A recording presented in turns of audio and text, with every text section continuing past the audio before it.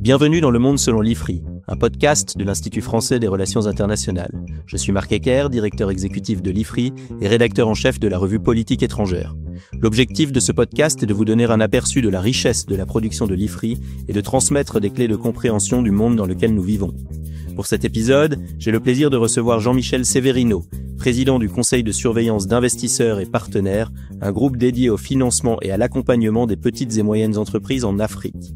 Il est également senior fellow et vice-président du conseil d'administration de la FERDI, la Fondation pour les études et recherches sur le développement international. Avant d'occuper ces fonctions, il a notamment été directeur général de l'Agence française de développement et vice-président pour l'Extrême-Orient de la Banque mondiale. Il a contribué à l'édition 2026 de Ramsès, qui vient de paraître, en rédigeant un texte intitulé « L'économie africaine au sud du Sahara, une aventure ambiguë ?» Jean-Michel Severino, bonjour et merci beaucoup d'avoir accepté de venir à ce micro. Bonjour Marc Ecker. Votre contribution à Ramsès adopte une focale large puisque vous raisonnez sur le temps long, de 2000 à 2025, et à l'échelle du continent de l'Afrique subsaharienne entière. Commençons par une question générale. Au début des années 2000, une rhétorique optimiste sur les perspectives de développement du continent africain était en vogue. Quel bilan global peut-on tirer un quart de siècle plus tard ? Eh bien, sur le plan économique, une bonne partie des espoirs ont été accomplis, mais il y a également toute une série de caveats. Ceci dit, le continent s'est vraiment transformé de manière radicale. Je rappelle dans l'article que vous évoquez qu'il est passé en 25 ans d'environ 1400 milliards de dollars à plus de 6 000 milliards en valeur constante. Donc c'est une multiplication par 4. Il y a eu une croissance annuelle en moyenne de 4% par an. Alors tout ceci s'accompagne aussi de beaucoup d'accroissement des inégalités. La démographie a été tellement dynamique que la population a augmenté de 2,5% par an. Donc beaucoup de gens n'ont pas vu leurs conditions fondamentalement changées, mais en tant que continent, et ça se concrétise par la position relative de beaucoup de pays, les transformations sont très significatives. Est-ce qu'on peut justement rentrer dans le détail ? Parce que raisonner à l'échelle du continent, ça nivelle évidemment les appréciations. Certains États ont beaucoup plus cru en termes de croissance du PIB que d'autres. Est-ce que vous pouvez, s'il vous plaît, nous faire un petit panorama justement des gagnants et des perdants ? Oui, il y a deux séries de pays qui sont parmi les vainqueurs. Les pays dont la richesse est boostée par les matières premières et en particulier par le pétrole. Alors là-dedans, vous avez des pays qui peuvent être surprenants comme le Niger, mais aussi la Libye, malgré tous ces problèmes politiques. La RDC qui a affiché des taux de croissance nominaux extrêmement importants du fait de ses mines, et le Sénégal. Ça ne veut pas dire que les gens aient bénéficié réellement de cette croissance, mais les PIB ont beaucoup augmenté et les balances des paiements ont beaucoup profité. Et puis il y a une deuxième catégorie de pays qui sont, je dirais, les vrais gagnants. Ce sont les pays qui ont connu des croissances à 5 à 6% en moyenne sur 25 ans, avec éventuellement des hauts et des bas, mais qui ont réussi à tenir ce cap-là, et avec une diversification de leurs économies. Alors les cas exemplaires, c'est ceux du Rwanda, du Kenya, de la Côte d'Ivoire, du Bénin. Donc il y a pas mal de pays francophones et de la zone franc parmi ces gagnants de la croissance économique sur long terme. Alors comment est-ce qu'on explique ces écarts ? C'est essentiellement les politiques économiques. Alors ces politiques économiques, en tout cas, pour les pays qui ont connu la paix. Parce que parmi les perdants, vous avez en premier lieu les pays qui sont dans des zones de conflit majeurs. Le Soudan, par exemple, la République centrafricaine. La République centrafricaine, qui est un des rares pays dont le PIB par habitant a baissé pendant cette période. Ce sont des bons exemples très tristes de cette évolution. Et puis par ailleurs, vous avez des pays qui ont déçu sans être véritablement des cataclysmes. Ce sont les deux plus gros PIB du continent, la République sud-africaine et le Nigeria, pour des raisons différentes, mais qui ont connu des croissances finalement assez médiocres et pas véritablement d'enrichissement par tête d'habitant de leur sphère. Donc en dehors des zones de conflit, ce sont les politiques économiques. Les pays qui ont réussi à avoir des politiques de diversification, qui ont réussi à faire des choix d'investissement sains dans leurs infrastructures, à accroître le capital, par tête d'habitant. On reviendra, je crois, sur ce sujet. C'est ça qui est le facteur différenciant.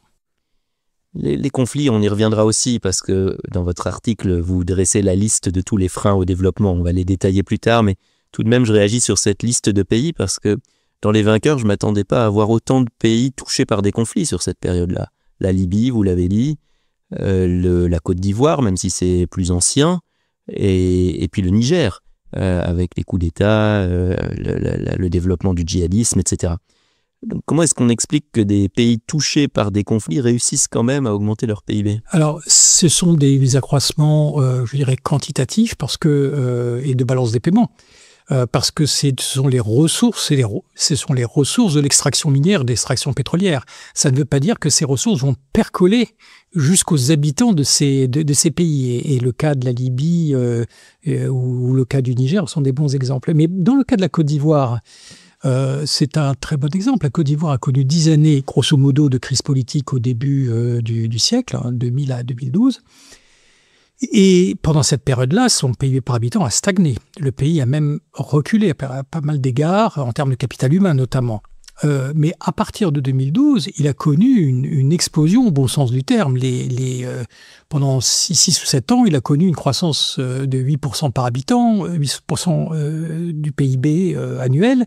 Et cette croissance aujourd'hui continue un peu moins rapidement, mais toujours dans les 6 et les 7. Et pour quiconque va en Côte d'Ivoire et plus particulièrement à Abidjan aujourd'hui, la transformation du pays est phénoménale. Et la classe moyenne est partout, des magasins de luxe, des restaurants de luxe, de l'habitat de luxe, et même moi sont complètement envahis par une population ivoirienne.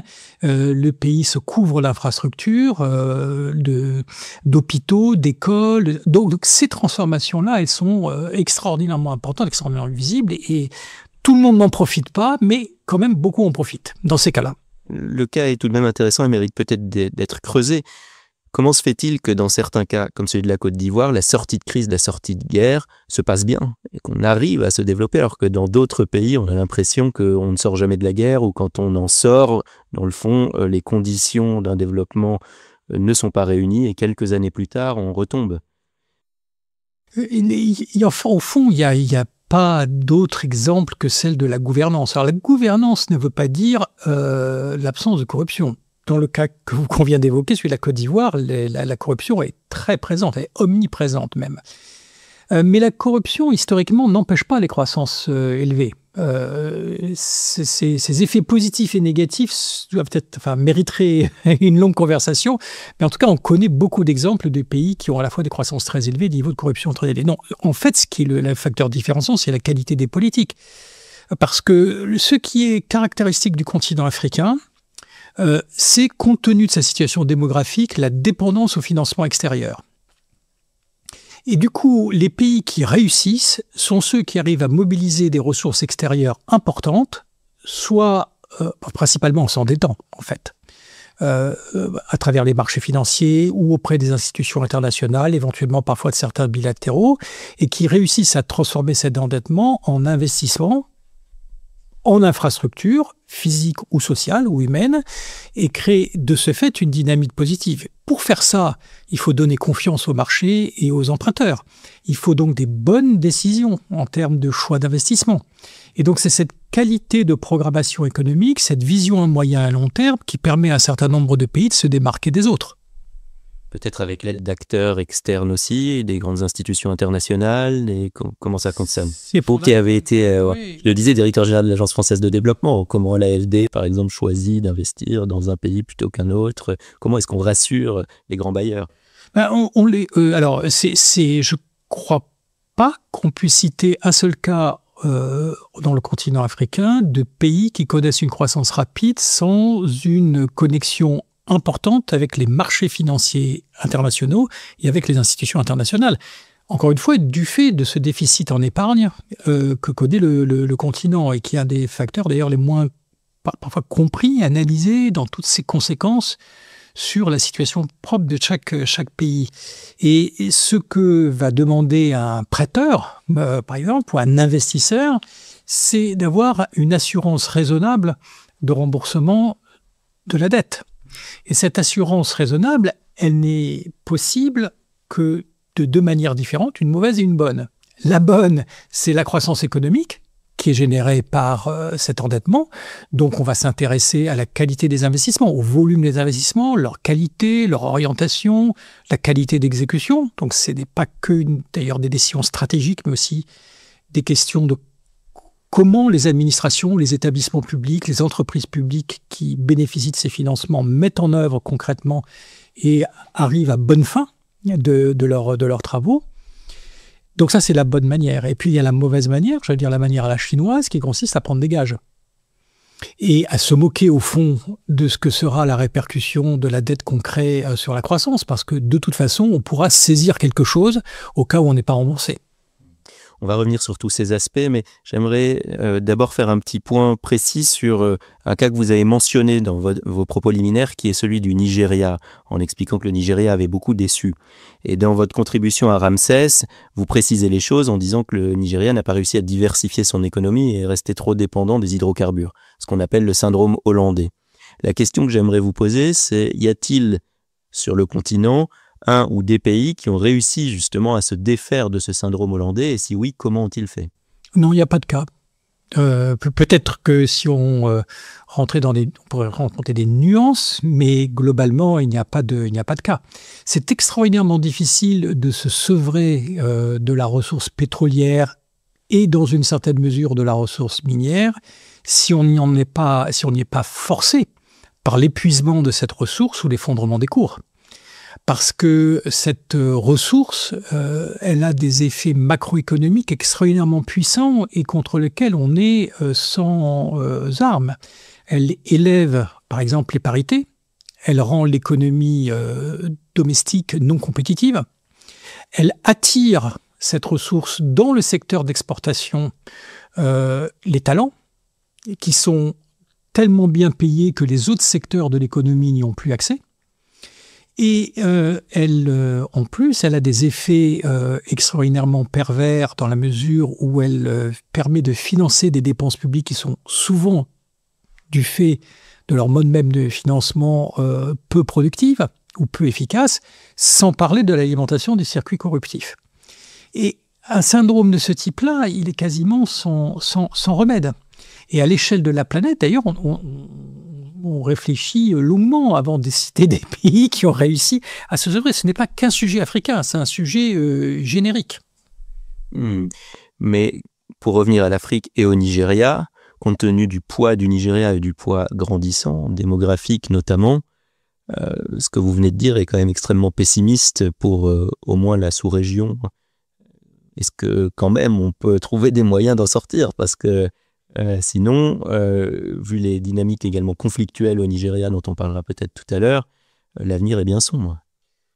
Le Nigeria a connu des grands épisodes de croissance économique dans les moments où les cours du pétrole étaient élevés et ses ressources abondantes. Bon, actuellement, nous sommes dans une phase où les cours du pétrole sont déprimés pour des raisons macroéconomiques qui sont liées à la trajectoire des pays consommateurs, à la fois la réduction de leur demande du fait de la trajectoire carbone et aussi de la relative faiblesse de la croissance chinoise actuellement, relative, mais quand même moins importante qu'il y a 10 ans. Et par ailleurs, un certain nombre de pays peuvent connaître des problèmes quantitatifs de ressources et d'exploitation de leur gisement. Donc on peut imaginer que le Nigeria, ces facteurs s'inversent à un moment donné et que le Nigeria reconnaisse un épisode d'afflux de devises pétrolières extraordinairement important. À ce moment-là, il y aura à nouveau une dynamique très, très différente. Mais aujourd'hui, pour le Nigeria, si on était si j'étais un décideur politique au Nigeria, c'est ce que je penserais, dans une période où il y a un risque de raréfaction de cette manne pétrolière, je me préoccuperai de manière principale de la diversification de l'économie et je préparerai de façon active cet après-pétrole. De ce fait, par exemple, les pays du Golfe ont bien montré l'exemple, non pas d'un sevrage de la ressource, mais d'une préparation de l'après-ressource, qui leur permet de financer des activités qui peuvent être déficitaires pendant les périodes fastes, mais qui ensuite, par exemple, vont connaître un certain succès et prendre le relais. Donc, on peut imaginer des trajectoires économiques qui soient positives, y compris pour un pays comme le Nigeria, et même dans une période où la ressource pétrolière ne serait pas disponible dans 20 ans, dans 30 ans. La démographie des pays du Golfe n'est pas exactement la même que celle du Nigeria. Et alors justement, la question démographique est essentielle sur ces aspects de croissance et de développement, puisque un des aspects que vous mettez en avant dans votre contribution, c'est que la croissance démographique de l'Afrique subsaharienne a été plus importante que ce qu'on escomptait il y a maintenant 25 ans. Alors, comment se fait-il que la croissance démographique ne se soit pas faite, que la transition démographique ne se soit pas faite selon les prévisions? Alors, elle se fait, mais elle n'est simplement pas aussi rapide que la version, qualifions-la d'optimiste, qu'on pouvait avoir il y a 25 ans. Et c'est lié aux facteurs économiques, en fait, puisque, en gros, la démographie africaine, elle bouge beaucoup en fonction de l'urbanisation, qui elle-même bouge beaucoup en fonction de la croissance économique. C'est ce qui explique, par exemple, les pays côtiers et urbanisés vivent une transition démographique beaucoup plus rapide que les pays enclavés et ruraux. Le Niger versus la Côte d'Ivoire, par exemple, ou le Bénin. Donc, je crois que c'est ça le sujet principal, beaucoup plus que la question des mœurs, qui peut-être jouer. La religiosité du continent africain n'est pas quelque chose qui est a priori un contexte, on va dire, civilisationnel favorable au contrôle des naissances, mais même dans un contexte de forte religiosité, la vie urbaine réduit quasiment presque inéluctablement la natalité. Donc cette croissance démographique, cette décroissance démographique lente, beaucoup plus lente que celle qui a eu lieu en Asie ou en Afrique du Nord, elle est quand même là. Et tout porte à penser qu'elle va se poursuivre. Et c'est d'ailleurs de cette décroissance démographique, cette transition, qu'on peut espérer un regain de la croissance économique endogène sur le continent africain du fait de ce qu'on appelle le dividende démographique. Vous appelez décroissance démographique, c'est un ralentissement de la croissance. Oui, un ralentissement de la croissance. Le terme peut être ambigu. Mais pour certains pays, vous mentionniez le Niger, peut-être quelques chiffres, alors vous me direz si je me trompe, je ne suis pas spécialiste de la région, mais j'ai en tête 7 enfants par femme au Niger, c'est bien ça? Oui, c'est ça. Oui. Donc évidemment, quand vous disiez que le PIB du Niger avait augmenté de manière remarquable sur la période, avec 7 enfants par femme, tout ça est absorbé. Je ne sais pas ce que ça donne ensuite en PIB par habitant, mais je suppose que c'est très faible. Très faible. Très faible. Très faible, oui. En fait, ce qu'il faut voir, c'est que l'importance de la croissance démographique, même si elle se ralentit, se percole dans un rapport actif sur inactif qui est très défavorable. Parce qu'il y a beaucoup de jeunes qui ne sont pas encore en âge de travailler. Bien sûr, peu de vieux qui ne sont plus en âge de travailler, mais une population active en âge de travailler qui est elle-même relativement modeste par rapport à la masse des inactifs. C'est dans un rapport de 40 à 60, ce qui veut dire que les actifs ont à supporter principalement toutes les charges de l'éducation, de l'accès à la santé, etc., sur une base fiscale qui est extrêmement étroite. Et donc, et partout dans l'histoire du monde, ce moment-là est un moment défavorable à la croissance économique. Le moment qui devient extrêmement favorable à la croissance économique, l'Afrique le connaîtra dans 20 ans, dans 30 ans. C'est le moment où on a où la transition démographique aboutit à une transformation très importante du ratio actif sur inactif. Et à ce moment-là, on connaît une période de bonanza économique, c'est celle que l'Asie du Sud-Est a connue, par exemple, dans les années 70, 80, 90, avant de retomber dans la période que, par exemple, nous, Européens ou Chinois, connaissons, et celle où le rapport actif sur inactif se dégrade à nouveau, cette fois du fait du vieillissement de la population. Et quand vous parlez du Niger, il y a un travail économique très intéressant qui a été fait par la Brookings et qui essaie de calculer sur la planète la croissance nette du stock de capital par habitant. Et dans le cas du continent subsaharien, cette étude de la Brookings suggère que malgré l'importance de la croissance économique et des investissements en infrastructure, en fait, le capital net par Africain est plutôt en train de se réduire. Parce qu'on a beau faire beaucoup de routes, beaucoup d'hôpitaux, beaucoup de ports, beaucoup d'aéroports, etc. Et bien finalement, en face de ça, la population a beaucoup cru. Et le stock de capital par personne, et en plus par personne active, en fait, ne bouge pas beaucoup. Mais alors vous insistez dans votre contribution sur ce ratio capital physique sur main-d'œuvre. Et je crois qu'il faut l'expliquer, ça. Alors vous le faites dans Ramsès, mais là dans le podcast, ce serait aussi utile, je pense, de détailler l'importance de ce ratio. Oui, alors évidemment, bien sûr, la productivité d'un pays ne se mesure pas uniquement à travers ce ratio, mais c'est juste un éclairage important parce que on a l'impression que le continent africain est un continent en chantier. Alors, pas quand on va dans les zones de guerre, mais dans la plupart des pays, et y compris dans les pays qui réussissent très bien. On citait la Côte d'Ivoire, le Rwanda, le Bénin, etc. Mais en fait, encore une fois, il faut comparer ce stock de capital par rapport au stock de personnes qui est en face. Et en gros, chaque fois qu'un jeune Africain, qu'un bébé africain naît, il faut prévoir ses écoles, son école, ses institutions de santé, les routes pour le conduire à l'école, l'eau et l'électricité pour lui permettre de vivre, etc.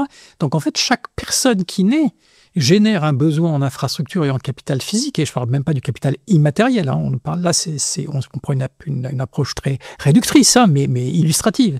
Donc chaque personne qui naît suppose une addition en capital physique très considérable. Et entre parenthèses, pour nous, pays occidentaux qui connaissons une décroissance démographique, nous vivons le phénomène inverse. Nous allons avoir moins besoin d'école, par exemple, etc., etc. Donc l'effort de capital, d'investissement en capital que doit faire le continent africain pour être à la hauteur de sa croissance démographique est phénoménal. Et ce que j'explique très rapidement dans ce papier, c'est qu'aujourd'hui, l'épargne intérieure du continent africain n'est pas à la hauteur de ce besoin. Et c'est pas parce que les Africains seraient des cigales et qu'ils consommeraient en bière ou en cigarettes. C'est tout simplement que les parents, ayant le nombre d'enfants qu'ils ont et des revenus qu'ils ont, mais finalement ont des sommes très modestes à consacrer à la fiscalité, déjà, qui va permettre, elles, d'investir dans les équipements collectifs, et encore moins à leur épargne individuelle pour préparer leur retraite et s'occuper de leurs enfants. D'où cette dépendance au capital extérieur que j'évoquais et du fait qu'une proportion très importante de la croissance africaine des 25 dernières années a été financée par l'extérieur.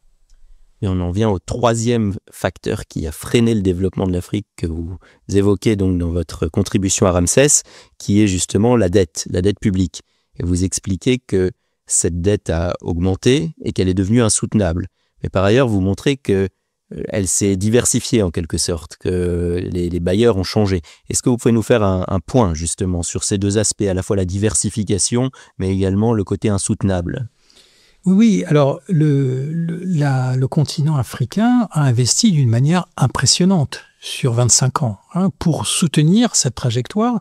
Et je rappelle qu'on estime qu'aujourd'hui, pendant ces 25 ans, le continent subsaharien aura investi de l'ordre de 7 400 milliards de dollars US dans son économie. C'est gigantesque, c'est gigantesque. Le PIB de la France, c'est 2 800 milliards. Hein. Bon. Donc, la question est de savoir comment, au fond, il a financé cet effort d'investissement. Et la réponse est, en gros, à 40% par l'extérieur et en s'endettant, pour l'essentiel. Parce que une partie de cet investissement a été financée par l'aide publique au développement, qui a été en fait très fidèle. Hein. Il y a eu environ 1 millier de milliards sur cette période qui a été apportée par l'aide. Alors, très concentré sur les pays les plus pauvres, ce qui est normal, parce que ce sont ceux dont la croissance démographique est la plus élevée, dont les ressources fiscales sont les plus faibles, le taux d'épargne est le plus bas. Et par exemple, les pays sahéliens que vous avez évoqués, mais d'autres pays comparables sur le continent ont de l'ordre de 70 à 80% de leur budget d'investissement qui est couvert par l'aide. Mais à l'échelle du continent, ce qui a été les deux plus grandes sources de financement, ça a été les institutions multilatérales de développement, la Banque mondiale, la Banque africaine de développement, et qui apportent essentiellement de la dette. Alors, de la dette à très bas taux d'intérêt. Donc, vous savez que c'est nos auditeurs peuvent savoir ou doivent savoir que ce qui est crucial pour un pays, c'est de savoir si le taux d'intérêt qu'il paye est supérieur ou inférieur au taux de croissance de son PIB. Et pour cette dette multilatérale, 40% de son endettement, c'est le cas. La dette est très peu chère. Elle est en plus sur très longue période, de 10 à 40 ans, suivant les sources de financement. Mais le grand changement par rapport à la période antérieure, ça a été les emprunts des États eux-mêmes.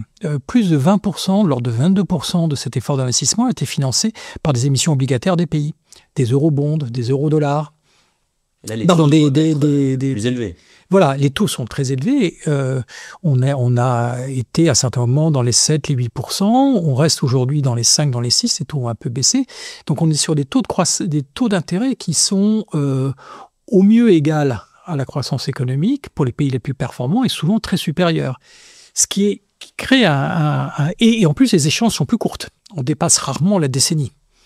Donc c'est un problème de liquidité extrêmement important pour les pays. Et ça a été accru par le fait que une bonne partie du solde, du financement, a été apporté par les traditionnels bilatéraux. Mais l'identité de ces bilatéraux a considérablement changé par rapport au XXe siècle. Et c'est la Chine qui a assuré à peu près 60%, plus de 60% du financement constitue plus de 60% de ce compartiment. Ce qui a conduit la Chine à être à peu près détenteur de 10% de la dette africaine aujourd'hui.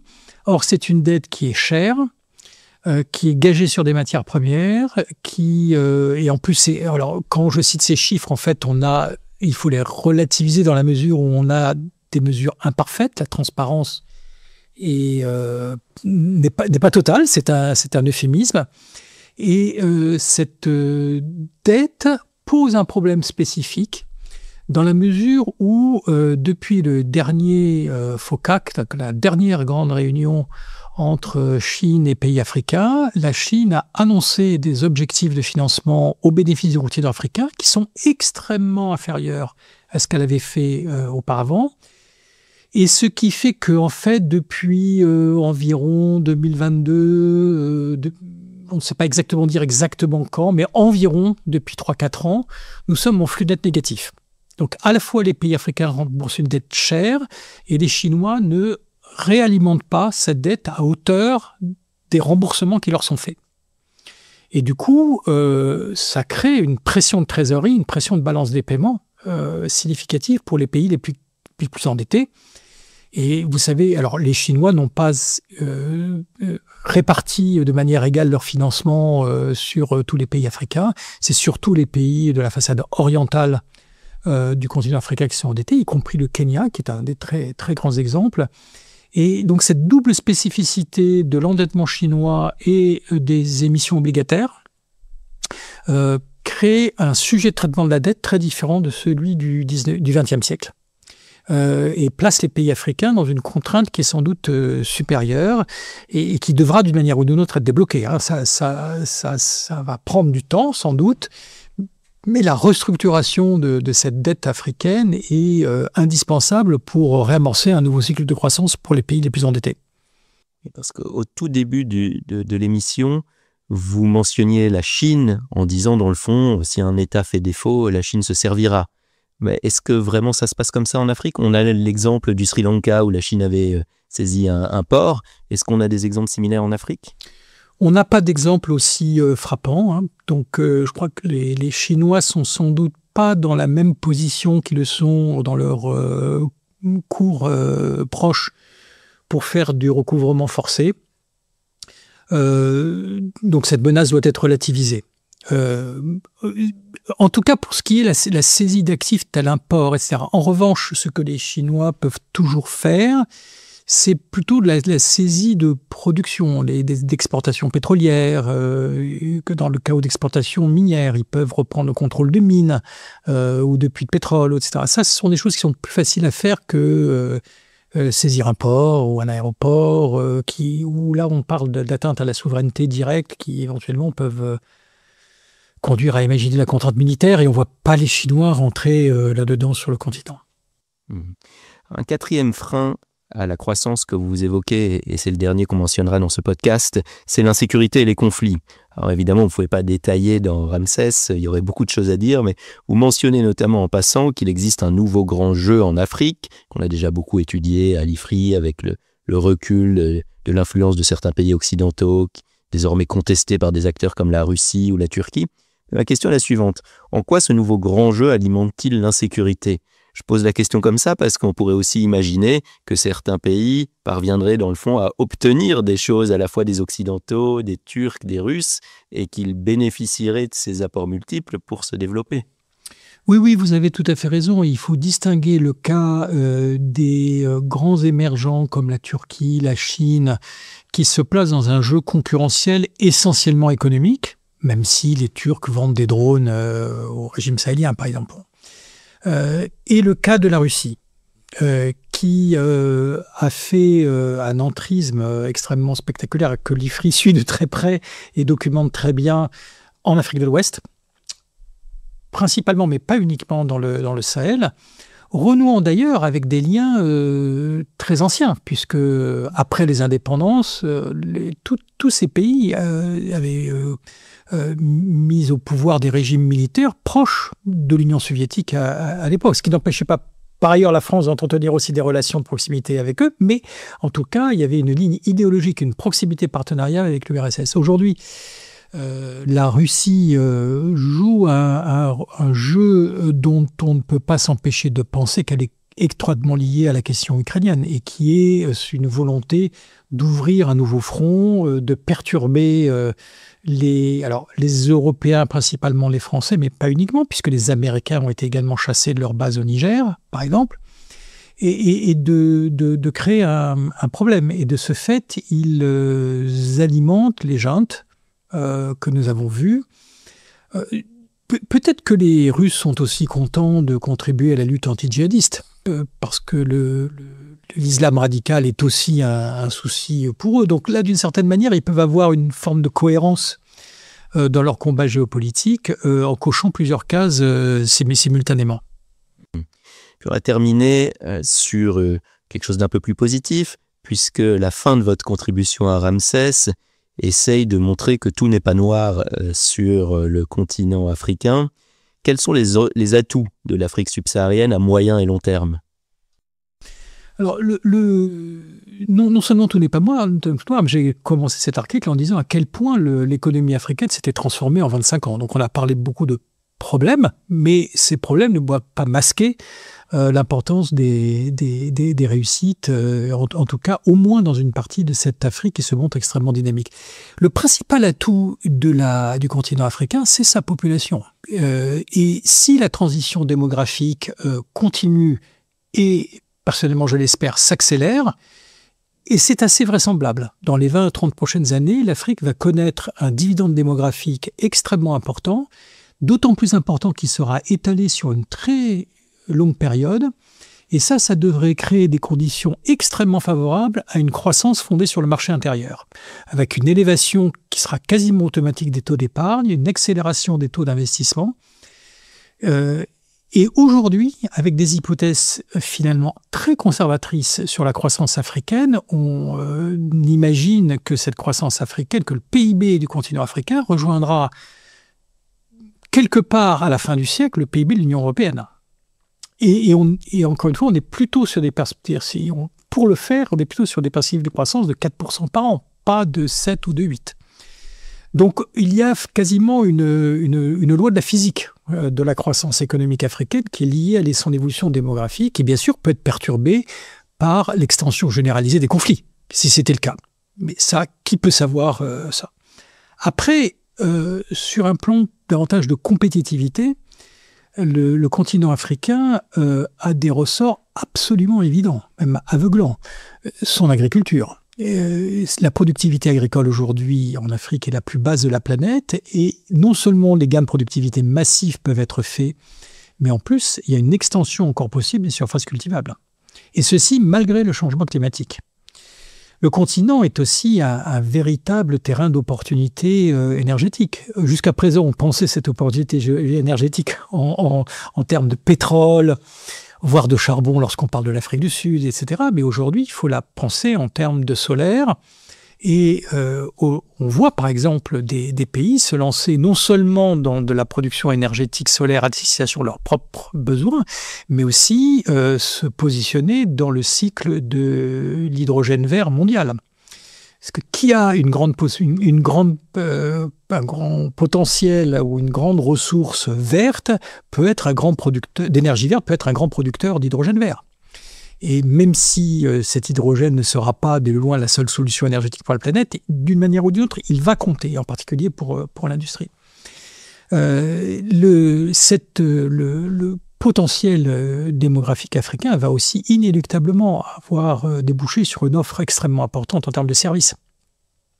Et le continent africain en font deux stratégies possibles. Il peut faire immigrer ses populations. Un certain nombre de pays ont trouvé une forme de spécialisation économique dans l'exportation de population. Mais il peut aussi utiliser sa population localement au bénéfice d'acteurs tiers. Donc tout ceci va jouer et les meilleurs pays aujourd'hui que l'on voit se développer suivent cette voie. Et pour ceux qui ont de la curiosité, ils peuvent aller creuser par exemple le cas du Rwanda, qui a tout contre lui. Une croissance démographique qui était problématique, une surdensité très importante, avec des problèmes de suroccupation et d'épuisement des sols, etc. Un pays totalement enclavé, et qui pourtant connaît une des croissances économiques les plus spectaculaires du continent africain, même de la planète, aujourd'hui. Donc, et on le voit, et en construisant une économie de services, tout à fait inattendue. Donc, les voies de la croissance économique sont parfois logiques, quand on parle d'agriculture-énergie, parfois mystérieuses, inattendues, et il faut toujours avoir énormément d'humilité. Qui, dans les années 60, était capable de prédire l'extraordinaire croissance du sud-est asiatique ? Rappelons-nous, lorsqu'on regarde la littérature économique de l'époque, l'Afrique était perçue comme devant être le continent de la croissance accélérée, et l'Asie du Sud-Est était le continent du désespoir généralisé. L'histoire économique s'écrit de manière totalement différente. Donc, personnellement, je crois qu'il faut que nous conservions cette dose d'humilité par rapport à l'histoire économique, et tout en sachant identifier des choses qui sont à peu près certaines d'ores et déjà aujourd'hui. Les voies de la croissance sont parfois impénétrables. Jean-Michel Severino, merci beaucoup d'avoir participé à ce podcast. Chers auditeurs, je vous recommande vivement de lire sa contribution au nouveau Ramsès. Par ailleurs, n'hésitez pas à vous abonner au Monde selon l'IFRI sur votre plateforme préférée et à suivre l'Institut français des relations internationales sur les réseaux sociaux. À bientôt pour un prochain épisode.